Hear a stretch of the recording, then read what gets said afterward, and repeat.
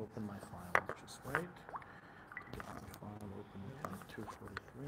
No, not 243. Here we go. Okay, we're in the leftovers, the mamish, the end of Siman Bais.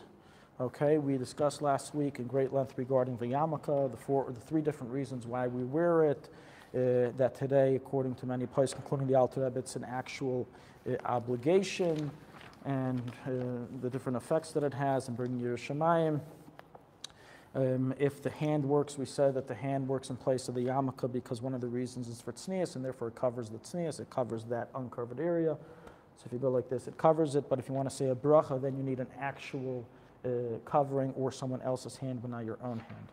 So last week we went through that. We pretty much finished everything about the yarmulke last week. This is just some review. Again, we explained that even though originally there may not have been an isser to walk around without a yarmulke, and it was just a midas chassidus, practically today it is forbidden, based on what we said from many of the places, including the Alte Rebbe, even to sit down without a yarmulke, certainly to walk without a yarmulke, even less than 4 amos, and that's why we just put our hand on our head if our yarmulke flies off until we reach the yarmulke. So you can use your hands. We said explicitly, the Alte Rebbe explicitly rules based on the Poskim that a hand works for the aspect of tznius, but doesn't work for the aspect of being able to say a blessing or to distinguish you as a Jew. I don't know if someone sees you walking around like this down Fifth Avenue, I don't know how would they know you're Jewish just because you're doing this. I think you're playing Simon Says. Well, as people have told me, no one looks the other way in Manhattan anymore because every other person is more weirder than the next. So from a Rav in Maya Shorim. That's his vart, that's what he told me.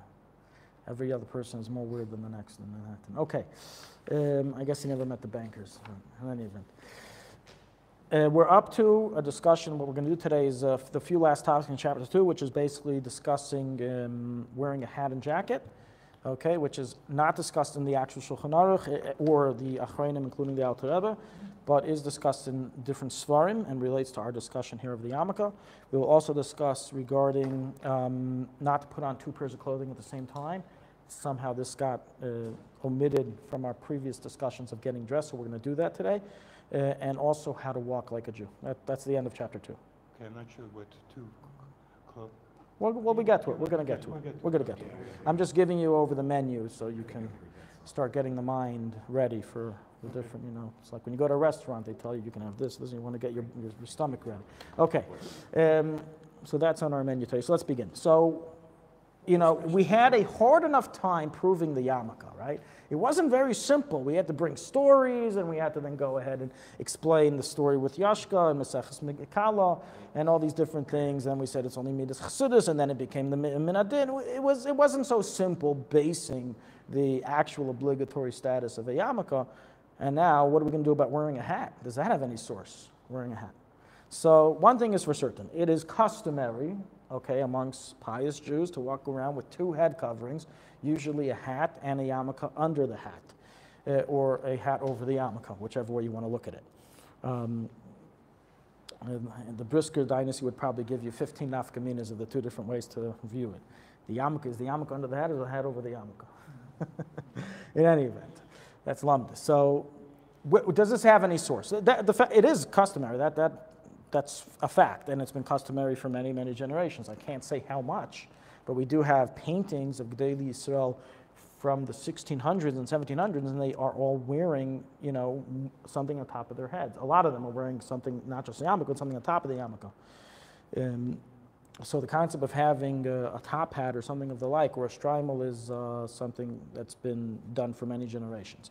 Now, does it have a prior source or any source in actual scripture? So one of the first ones to actually write directly about this is Rabbi Yaakov Emden in a siddur, the famous siddur Bais Yosef, one of the most resourceful siddurim ever published by Rabbi Yaakov of Emden of Germany. He lived in the 1700s, and over there he writes about this, about wearing the custom of God-fearing Jews to wear a hat on top of their yarmulke. It's likewise written in the Domestic Eliezer, who was a Sephardi Posek, and he writes that this was the custom of all the Geonim and Tzaddikim to walk with a yarmulke under their hat, and that this is an old age custom. It's likewise written about in the Maritz Chayis, the Marsha. So we have a lot of big names here who are discussing it, and they actually point to the Talmud as their source. How do we find a source for this in the Talmud? So we have, number one, we have a Mishnah in Masechah Shabbos.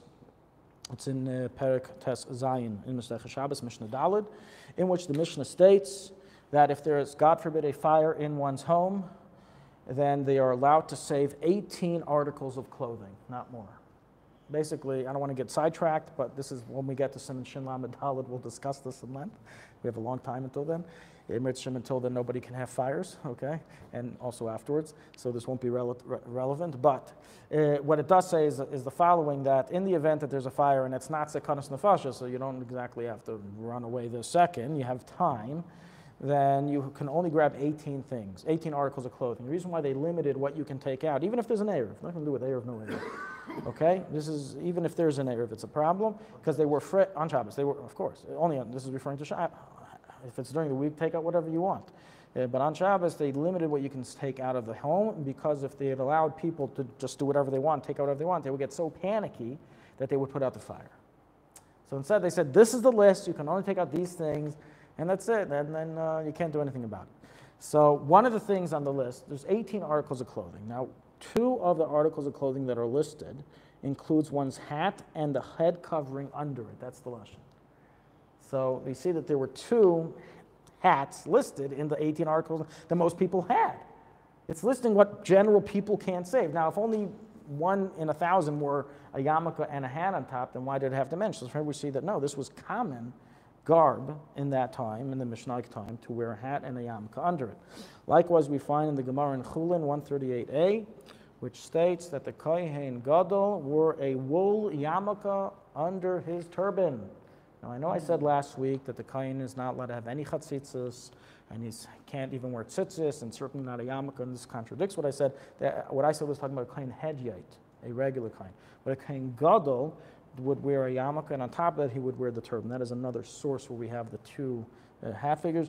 Likewise, the Marsha and the Maritz Chayis in Shabbos 118b, they both point to the Gemara and say that in truth, I mentioned this before 2 weeks ago and last week, that when the Gemara in Shabbos speaks about that Talmidei Chacham walk around with a head covering, it's actually referring to the hat and not just the plain yarmulke. The plain yarmulke everybody walked around with. Okay, so this is just explaining some of the sources behind it. What are the reasons behind why people wear, why it was customary, why it is customary, was customary to wear the hat on top of the yarmulke? Because we have a few reasons that are recorded. The Rebbe Rayatz in Sefer Asichos mentions that the hat represents an armakif, an encompassing light, and it represents that the person is wearing 2 makifim. It's called 2 encompassing lights. That's why we always call it in Chabad lingo 2 makifim. Where are your 2 makifim? Which means where are your 2 encompassing lights? One is the yarmulke, and the other is the hat on top. So as we explained before, that clothing is not just something we wear for other people to view us in light of, but also clothing is something that has a very personal connection. We are what we wear, and it affects what we wear. On that note, I'll just remember, yesterday we did a day on a subject we just had discussed here. If anyone looked at it, we spoke about, in yesterday's day about not being dressed sloppy and tucking in the shirt. So remember, we had a whole discussion here about whether the shirt should be tucked in or not tucked in. And so looking yesterday's day where I brought the reply of the Rosh Yeshiva Kfar Chabad, Rabbi Leo Lando, and what he stated to me regarding this. Bottom line, he says that it should be tucked in. I'm talking about dress shirts and dress pants. It's debatable in the fashion world, but with dress pants, with a dress shirt, it's not in fashion. It looks sloppy to wear it out, and therefore it should be worn in. And when I mentioned to Rav Lando what one of the rumors that was said here from a certain Rav, you remember someone said, a certain Rav said that in Chabad we're makbid to wear the shirt out because of the tzitzis. He said it's complete nonsense and was made up, and he brought me the whole story of the Rebbe Rashab and what happened with the original Taimchet Tmimim.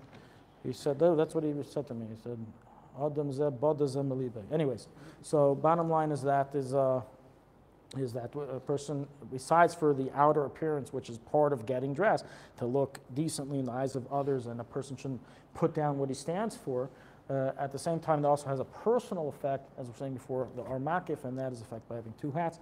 Another reason brought down is that we know in Chassidus is explained that there's a concept called a Yira Ilah, the Yira Tata, a higher fear and a lower fear. So you said last week, Yamaka, Yira Malka, so we have two different levels of fear. There's a Pinchas of Karetz, that's what he writes, that it refers to the two different levels of fear.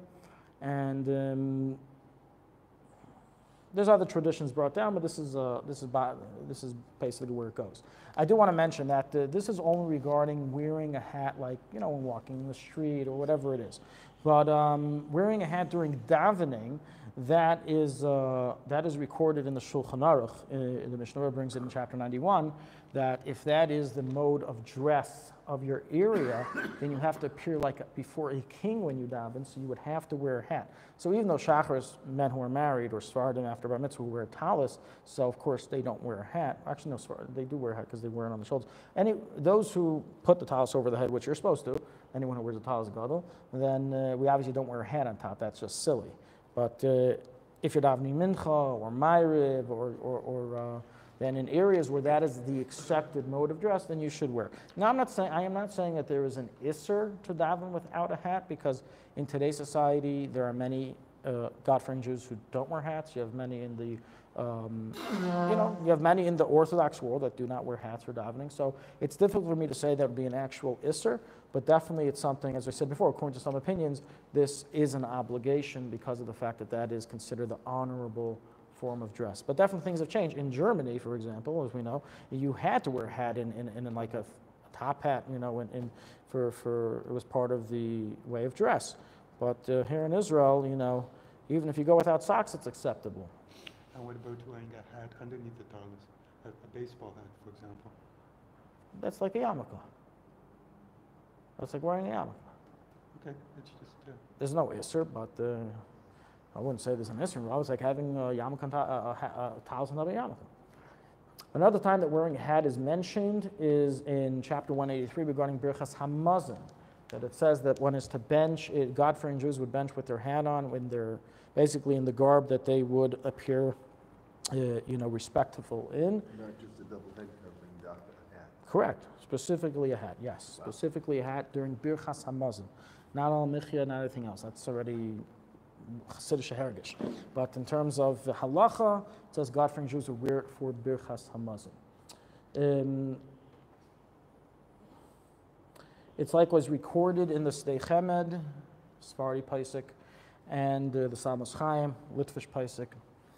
Both of them write that it is proper to wear a hat on top of the yarmulke when everyone says a bracha or any prayer or Hashem's name. And so, meaning until we've been discussing like when you're walking on the street, nobody says, oh, always wear a hat even inside your house. Wherever you are, be with a hat on it. No, we're saying when you walk around, that's the public form of dress, especially in the streets. We need more of the makif to protect us. In our private home, we don't have so many things attacking us that need the makif protection. But here they say that when a person says a bracha, they should try to, it is proper to wear a hat, to have a second covering on top at the time. Now, for this reason, you have some people who actually wear two yarmulkes, one on top of the other.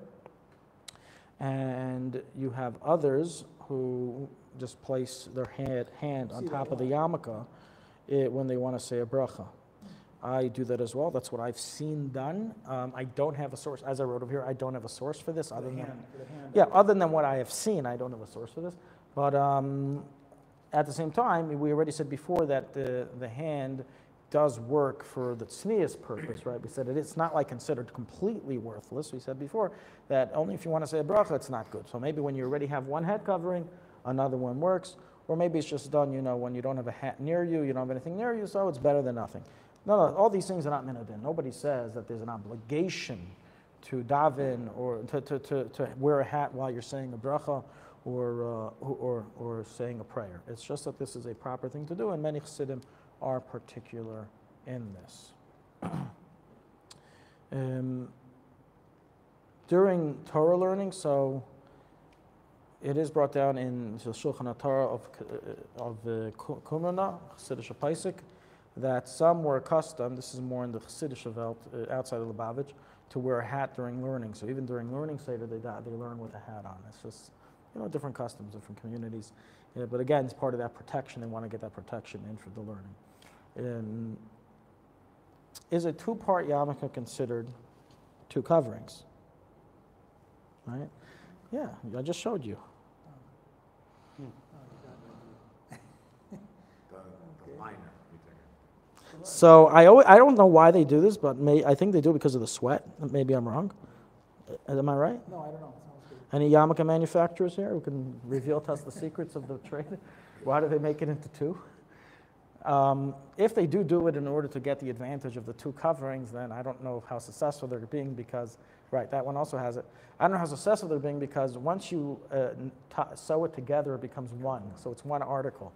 I'll give you a nafkamina. Someone has a fire, he wants to do his 18 articles of clothing. He doesn't say, 1, 2. No, this is one, and then you can take also your hat. Okay. That's all regarding the hat wearing. I'll mention the Rabbi Nachmendel of Rimanov. He writes that there's a Messiah from him that when we wear a hat, we should have the yarmulke poke out a little bit so the goyim know that we're Jewish. So because this is talking about in a society where lots of people wear hats, but I think today, other than, I think we're the only ones, right, that wear the type of hats that we wear. It's kind of monopolized by religious Jews. So I don't think we have a problem with that anymore. The yarmulke going off the back end, the back. Yes, obviously. I'm not talking about wearing that, like this and the hat like that, yes. That's sloppy. Okay, wearing a jacket. Any hat questions? Okay. Regarding wearing a jacket.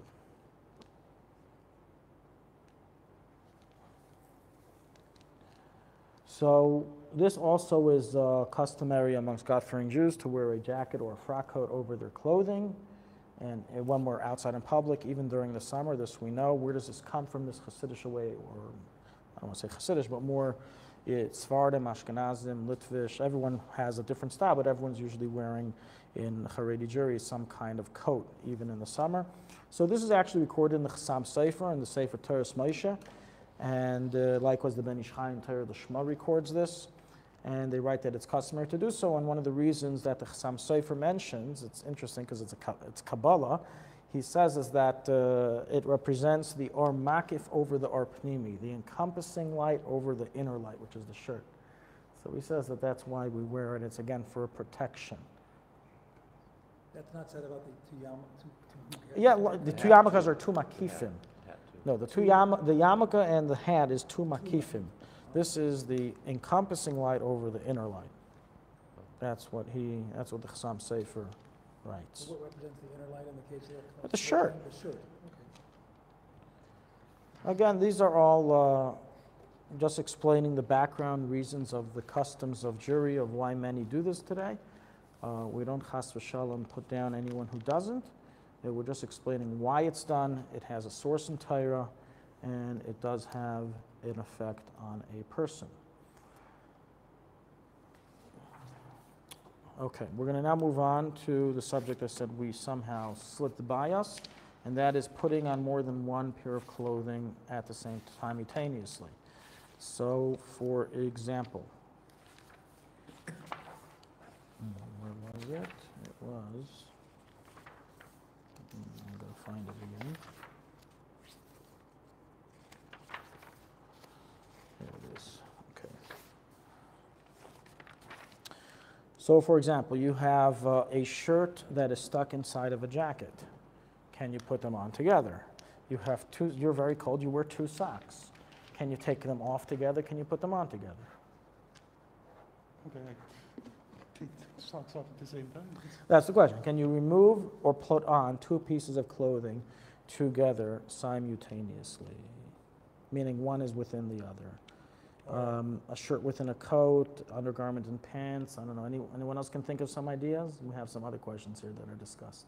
We'll soon see. An undershirt with a longer undershirt. An undershirt that's under an undershirt? So Yeah. that would make it an overshirt. Yeah. Yeah, okay. Just making sure. Underwear and pants, you said that already? Yeah. Any case. All those cases. Who does that? I mean, how do you put on underwear and pants at the same time? Good question. No, two pairs of socks happens all the time. You're What? cold, you're wearing two pairs of socks because it's cold. So you're putting on one pair of sock and then No, putting you put put them on sock one at a inside? time, but now they're both together and you want to take them off. Why do you want to waste time and take one off and then a second one, take both of them off the other? Can you do so? Now when I want to put it back on, I put them both on together as well. Is that okay? Right. Okay, so it's like this. In the Shulchan Aruch Mechaber, as you may have noticed, we did not read this because he doesn't write about it. The first source of any discussion on this subject is in the words of the Arizal and Shara Kavanis. I said before, clothing are very Kabbalistic, and he writes the following, and this is recorded in the Magen Avram of Avram Gumbiner, who was one of the main recruiters of the Kabbalistic laws to the Shulchan Aruch. And of course, the Alte Rebbe followed in that suite and recorded it, as did the Mishnah Berurah. And that is as follows: that according to Kabbalah, one is to be very careful not to put on two pieces of clothing simultaneously together. So, Kabbalah, we are very careful not to put on two pieces of clothing together. And what is the reason why? As doing so brings one to forgetfulness.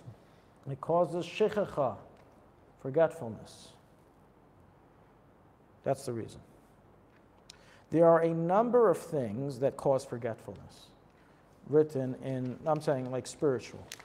I know scientifically, not exercising, not getting enough sleep, being angry. There's a lot of things, physically that cause forgetfulness, but there's also some spiritual things that cause forgetfulness. And the Mishnah Berurah over here, once he brought up the discussion, as the Magen Avram writes in the Simon, he lists about another 20 things that cause forgetfulness. He goes all the way with this. He brings from the Talmud, as we know, eating olives cause forgetfulness. We're not going to do this now. We're just going to focus on this case. But I'm just letting you know, if you want to see a whole list, you have right there in the Mishnah Berurah. He brings a whole bunch of other cases. We will deal with those cases, Meretz Hashem, when we get to Siman Kuf Tez Zayin in Yerideh. We have a long time for there, but that's where we'll get there. That's its main discussion point of all the things that cause forgetfulness. Okay, so why does it cause forgetfulness? What on earth is the connection between removing two pairs of clothing, putting on.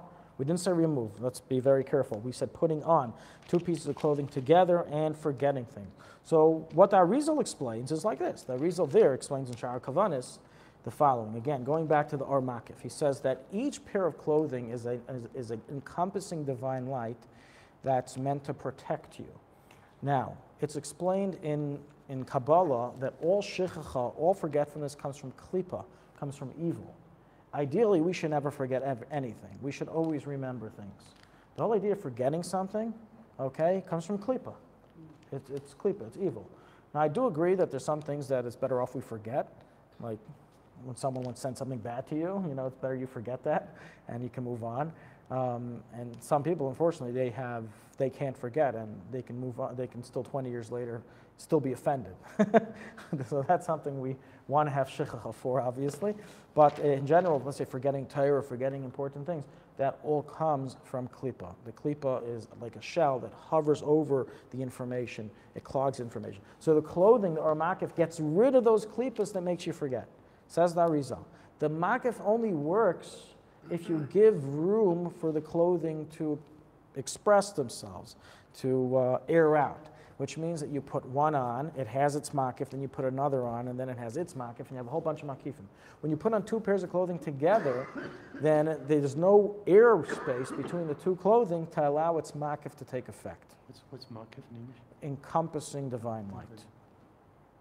That's what the Arizal explains according to Kabbalah, and that's why it causes forgetfulness, because if our makif isn't turned on to get rid of the klipas are attracted, they enter into our brain cells and make us forget things. Okay, so clearly one should not put the two pairs of clothing on together. Now what about removing them together? This is where it's most common. Can you remove two pieces of clothing simultaneously together? So for that, we have no source in the words of the Arizal, or in the Magen Avram, or in the Alte Rebbe, or in the Mishnah Berurah, or any of the other Poskim. The only source that we find is a sefer of Orach called Orach Chayim, written by Gedalia Lipschitz, and in Alicha Shlomo Zaman Orbach, as well as a mimer of the Mittler Rebbe in Ateres Reish, in Yom Kippurim, chapter 2.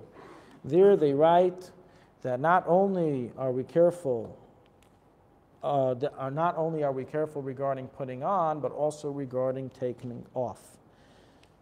Also regarding taking off the clothing. Others argue on this and say that no, there's no source for that. The source is only regarding putting on. Bottom line, as Chabad Chassidim, being that the Alte Rebbe did write this, we are careful in this, that not only do we not put on two pieces of clothing together, but also we don't take off two pieces of clothing together as it causes forgetfulness. Nothing to do with mourners and corpses.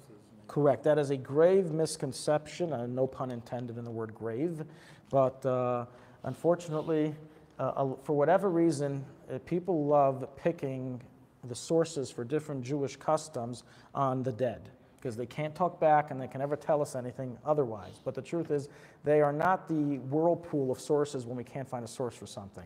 Okay, it's unbelievable. There's so many things we say, oh, we do that because of the dead. We do that because of the mace. The truth is that, in fact, there's different minhagim. There is no halacha that says thou shalt not put on two pairs of clothing together by a mace, or thou shalt put on two pairs of clothing together by a mace. The Darkei Chesed writes in his Seder Tara that as he's writing is that two people help put on the pants at the same time, but no mention is made of these things that it should be one way or the other. The same reason why some people say you shouldn't cut your nails in order because of that's what they do by a mace. It's again a bunch of nonsense. So we don't even cut the nails of a mace, so it doesn't even begin. No, we don't cut the nails anymore. We just clean them. So a lot of these things, for some reason, are thrown to dead people that we don't do it because of the dead. It's not really true. What is true is that throughout the generations, because we want to disassociate ourselves with death as much as possible, so whatever custom we saw our Chevra Kadisha do to the dead, some superstitious individuals automatically said, okay, well, we're not going to do that anymore. That's really where all these customs became derived. So as I always say, in these things that do not have a source, they're just folklore or tradition of your family, it's always a good thing to keep and guard family tradition, right? As Minig Yisrael Tairahi, that doesn't make it a tradition for all the Jewish people. Just because your mother who grew up in Lvov had this custom doesn't mean that that's halacha. If it's not written in Shulchan Aruch and the Poskim don't say it's obligatory, then I don't have to keep it. And in fact, if you don't want to keep it, you can do a Taras and not keep it as well. Otherwise, everyone should respect their family and hug him. But in general, all of these things that are said because of a mace, a lot of them don't have sources. Some do. They have to be looked into.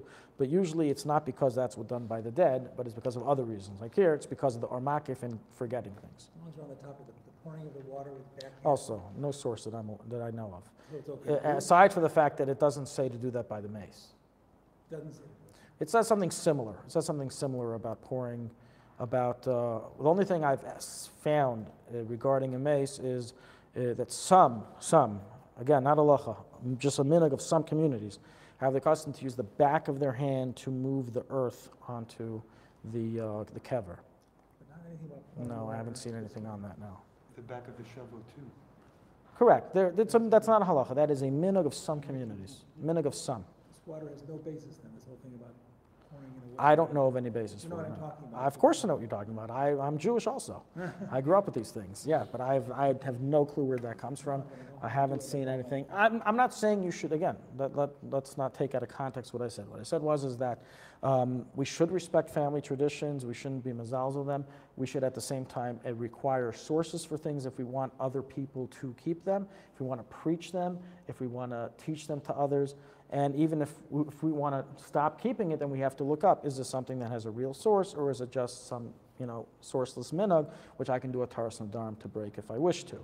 So, you would have to ask a Rav individual in each case. Give you an example. Blowing out a candle is written in Sfarim. It is something sourced in Sfarim. It has nothing to do with the dead. The reasons that are brought down have nothing to do with the dead. But it is brought down in Sfarim. There is such a thing recorded. Now, does that mean that every community must keep this? It's not written in all the Sfarim. We have to remember that if I find a source for something in a Paisik, I can't just say that's one versus no one, so he wins.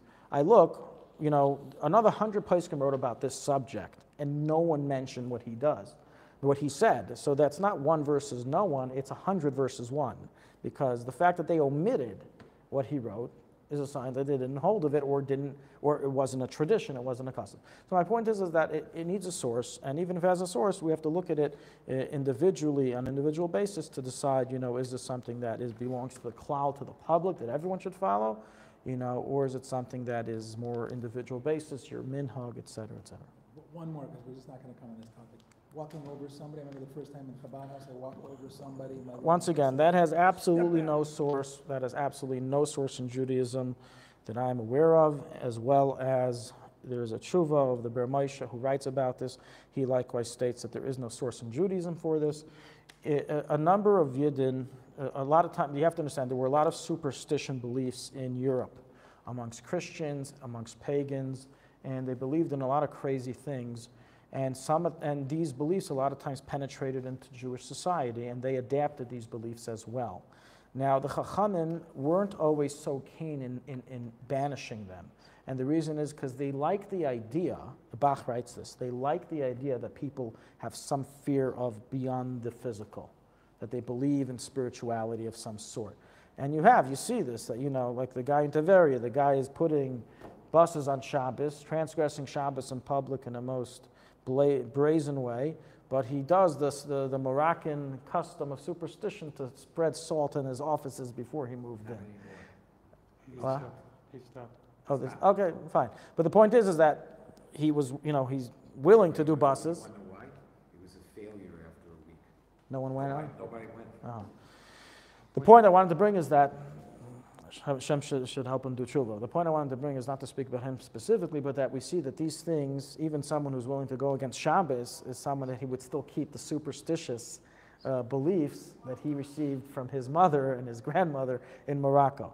So the Chachamim knew about this, and they thought that at least this is something that people can hold on to have them still believe in spirituality and come back to Judaism. And therefore, they weren't always so quick to banish it and say, oh, it's just nonsense.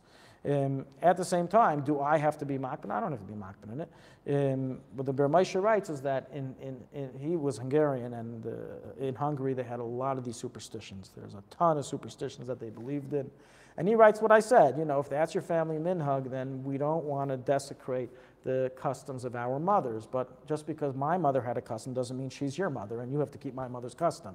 So, a superstition for one doesn't make it superstitious for all. You had a question?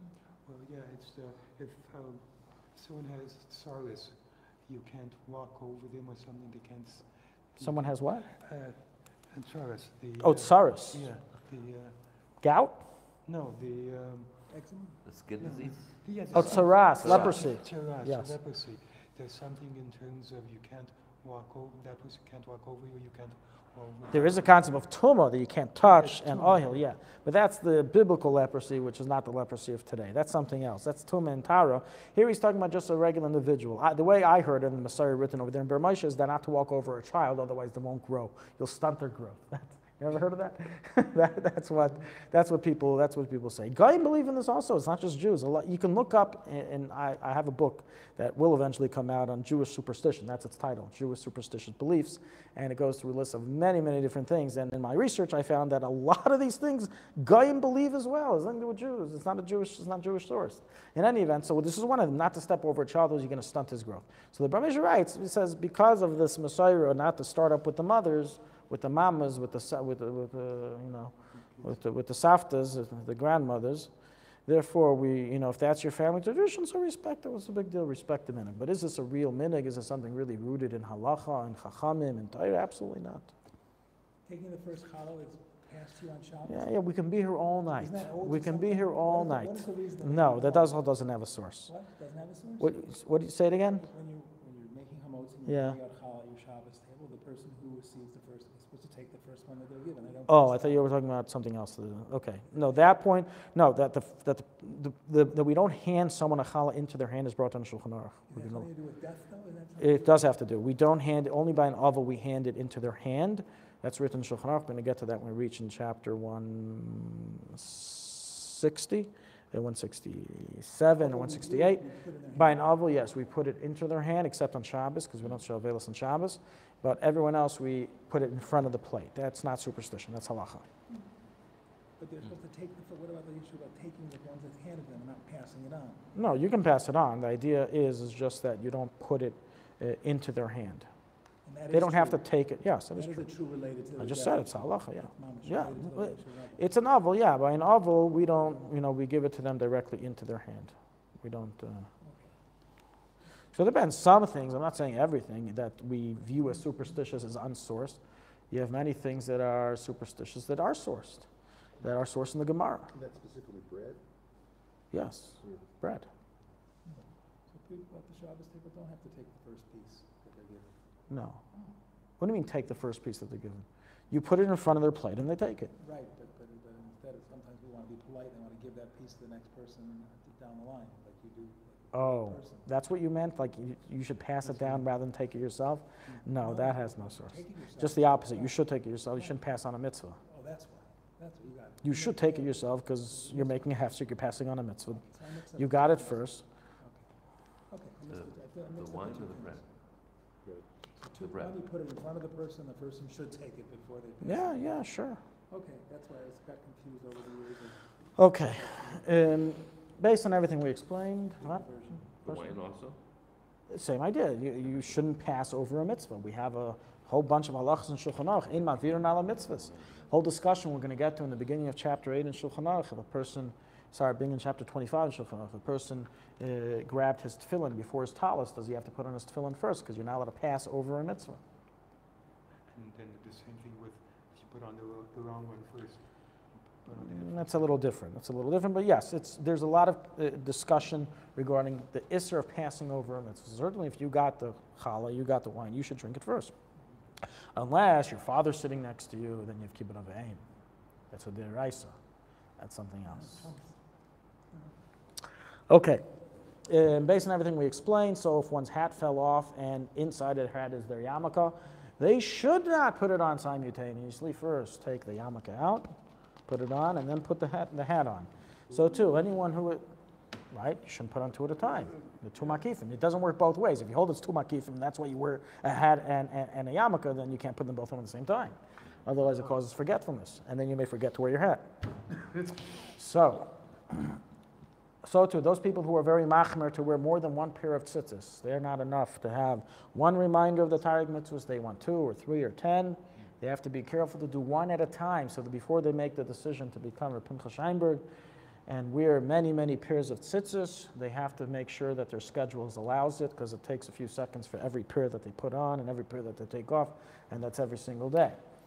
I once saw someone by the mikveh who was wearing what seemed like to be at least 15 pairs, maybe more, maybe less. I didn't count. Wow. There were a ton of pairs of tzitzis. And I was shocked. I saw him take them all off and put them all on. And I said, what are you doing? You're not allowed to do that. You know, if you're being so machmer to wear so many tzitzis, you have to take off one at a time. You know what he told me? He says, you're right, I forgot. I said, of course you forgot. That's what it says. The gentleman was not knocked, but they forget. Your makif got squeezed.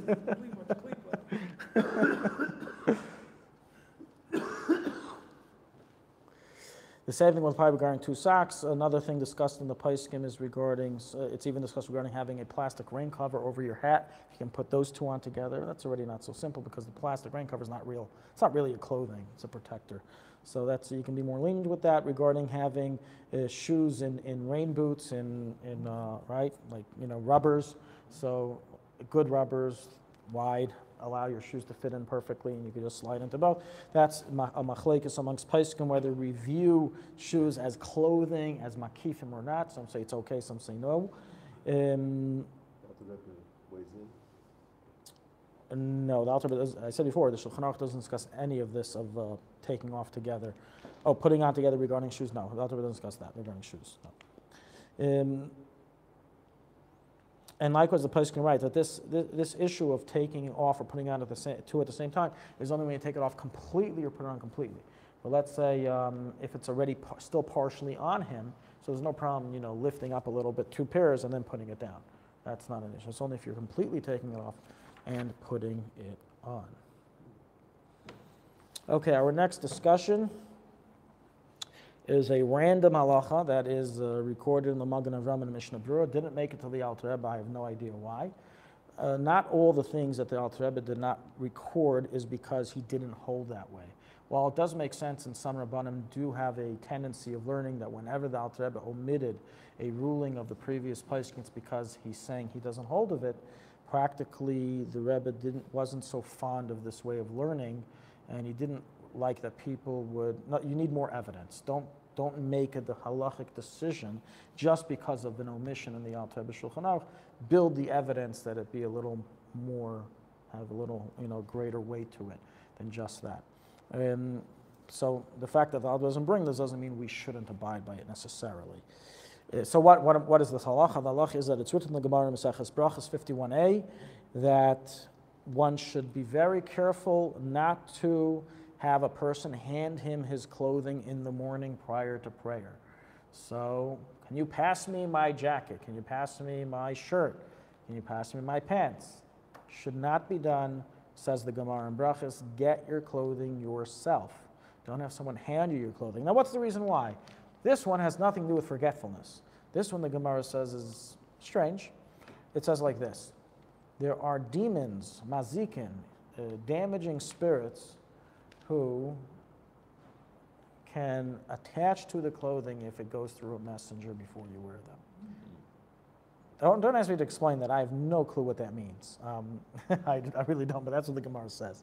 There's something spiritually wrong with this, and therefore the Gemara warns not to have someone pass your clothing in the morning. Sometime in the morning, get dressed yourself. Now the Magen Avram and the Mishnah Berurah do record this lahalacha. They record it in their Shulchan Aruch, in their commentary, and practically, therefore, it's something good if a person's able to be careful, like rules the Magen Avram Mishnah Berurah, to get their clothing themselves rather than have someone to pass to them again in the morning prior to getting dressed. It is a proper thing to do. Certainly in a time of need, one may be lenient, as many of the Poskim have omitted this. Let's not forget it's not just the Alte Rebbe who omitted it, the Mecharba omitted it, the Rambam omitted it. So we have a whole list of Poskim. So if you're able to be machmer, it's a good thing. The Mishnah Berurah brings it down. But nonetheless, those who are mekel have upon whom to rely.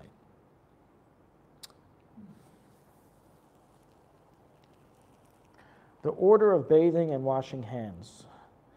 The Alte Rebbe, based on the Magen Avram, in continuation of the discussion of the order of getting dressed, also discuss the order of bathing one's body. And they basically write as follows. This is likewise recorded in the Ben Ish Chai. It's followed by Ashkenazim, Sfardim, Chassidim. This is across the board. This is not affiliated with any specific group of jury. When bathing one's entire body, one is to begin washing his head. We basically go in order of a priority and importance. Remember, we said before, honor the right because it's important. The Torah makes it important. It's your chash of the arm or you the left. Well, even lefties have the same head as a righty. So. Left-brained or right-brained. The lefties are in the right way. So we first wash our head. That means shampoo. If some people, they don't know, they wash their body and they do shampoo last. No, you're supposed to do shampoo first. Is there any medical reason not to do shampoo first? I should know. Okay, good. So we do shampoo first. First, honor their head. Clean the head first. He's the top of the body. We see how deeply ingrained in Judaism is respect for the hierarchy, respect for the... We don't say everyone's equal, socialism. Everyone's equal, the head and the toe is the same. We don't respect anymore tzaddikim, talmidei chachamim, and Torah scholars and other people. Everyone's equal, everyone's the same. No, there was always a concept of respect to the point that even in your own body, you have different parts, you have to respect more than others. So a person washes first his head, then he goes and he washes his entire right side. The Alte Rebbe writes head first because it's the king of all the limbs. Right? In Chassidus, we know all the neshama enters the head first and then spreads everywhere else. Then we wash the right side. Regarding the left, he already said before the machlekes, this machlekes wouldn't change. It would still be a machlekes. So some say you should do the right, like everyone else. Others say you should do the left. And only afterwards do we go to the left. So too, when we wash hands, we always wash the right hand first. So if both your hands got dirty with something, first do the right hand, then the left hand. But if you're doing them together, then, no one complains. But if you're washing one hand at a time, then you would wash the right. That's why in Nagelwasser in the morning before bread, we always wash the right hand first. For a righty, I already said for a lefty, it's under debate. Remember, we said the Alte Rebbe holds you do your left first.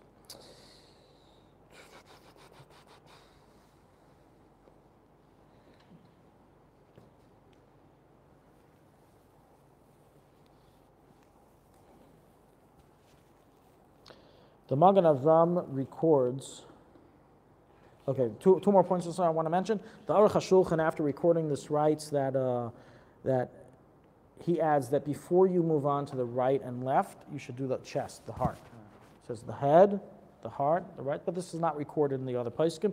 Second thing is that the Darkei Moshe, which is the Ramah, that's his commentary on the Torah, the Magen records it, says that he hasn't seen people being careful about this order of bathing. He hasn't seen the minhag to be careful in this.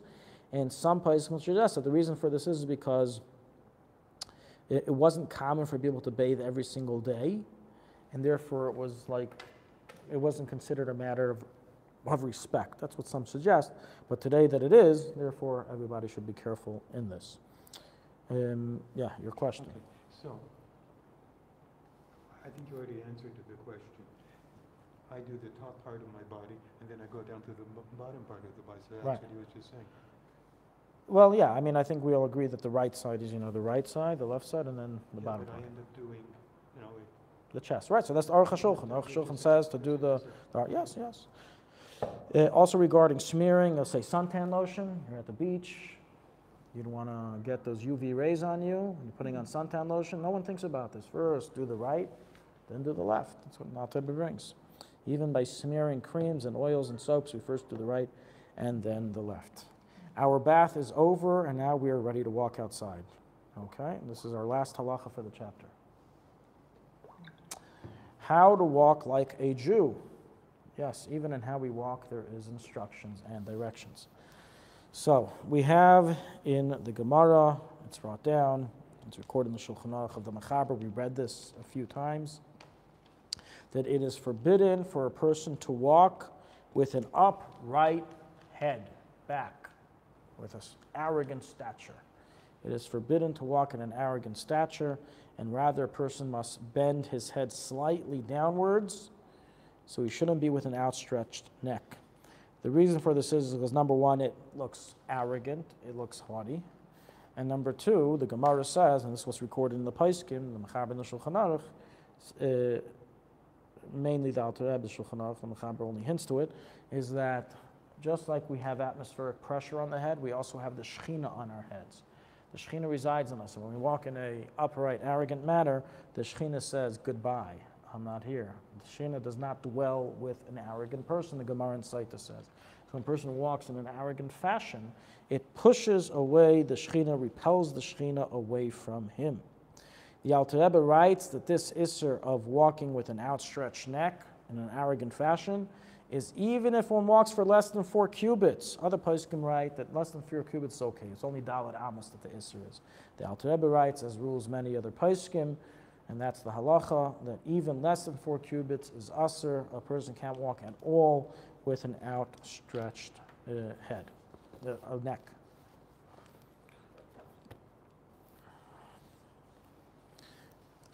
This is for male and female, as we find explicitly in the Navi regarding females, that Bnei Tzion would walk with outstretched necks, and they would have certain spices, they would have perfumes in their heels, and when they would walk by the Bachurim, they would make a little dance and let their perfumes out and instigate them and incite them, and it says that this caused the Gullus of Bnei Yerushalayim. So it mentions there that Bnei Tzion, they went with outstretched necks. So that's an additional aspect of this Isser, but this applies to both genders.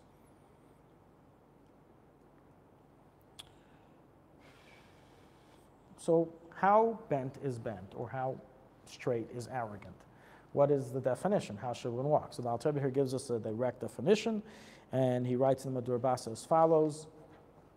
If the head is so high up that it can't see the ground that is near his feet, then that is already past the humble state of a Jew who's walking, and is considered arrogant. The idea is if you can't see the floor, if you can't see the earth, then you're too high.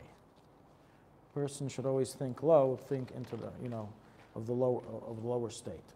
And so, again, this doesn't, the Alte Rebbe emphasizes not to bend it too much and then bang into things. That's obviously not very healthy or smart, and also not very acceptable in society. People will look at you like a weirdo, and again, it doesn't put a very good name for Jews when you walk around in a way that you bang into poles.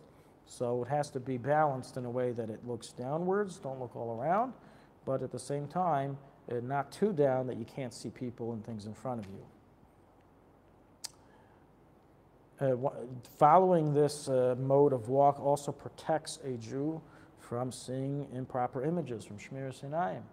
So obviously, we discussed this, I believe, in the past, even though, and we did a day on this not too long ago, even though it is mutter for someone to walk around in a public area that may contain an immodestly dressed woman, if his purpose of walking there is not for that purpose, and there is no other way to get to his destination, nonetheless, this would not give a heter to have the eyes of a robot that are moving everywhere and looking everywhere. A person has to walk like a Jew, regardless of the issue of Shmiras Einayim, which is the head, keeping the head focused on the ground, meaning on your walking path, and not to look to the sides.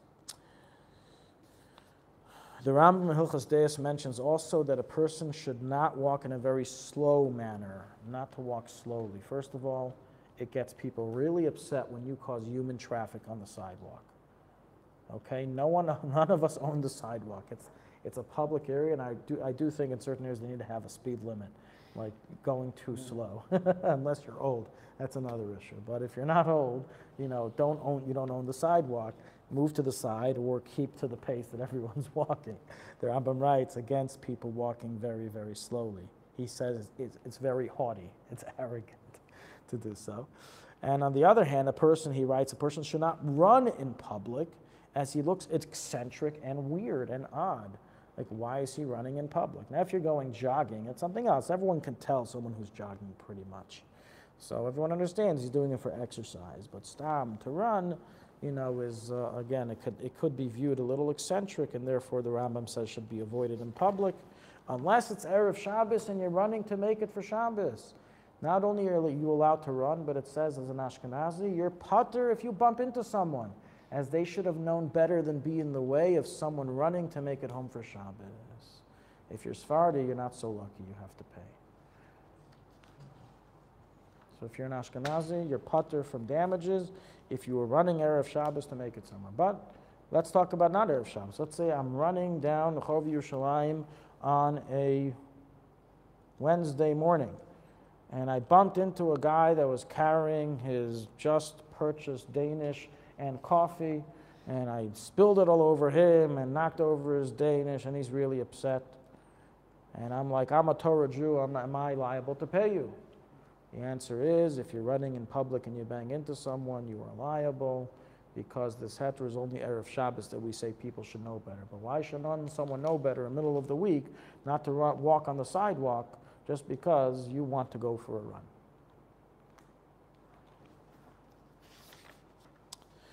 Emeretz Hashem, next week, this ends chapter 2, Mazel Tov, Siman Beis. Okay, we had a lot of material, covered a lot of different things. Siman Gimel, we will begin next week. This is the start of 17 halachas in the Mechaber. It's our longest chapter thus far, but very short halachas, a few different topics within bathroom use. Many other subjects in bathroom use are scattered in the Shulchan Aruch and are not covered in chapter 3. We will just touch upon them slightly next week. We will mainly focus only on the subjects that are written in the Shulchan Aruch regarding bathroom use, and which some coming up.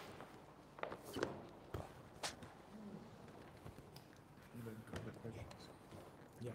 Blowing out the candles, you're not allowed to blow the candles. What I said was that there is a source, that there are a few sources which write that you should not blow out the candles with your mouth. You should just, use your hand. The candle. Correct. That's why we don't blow it out. We put it in the wine. And there's another reason also, Chilul Mitzvah. Yeah, that is written. That has a source. While you're Rabbi writes, and a few other places can write it out.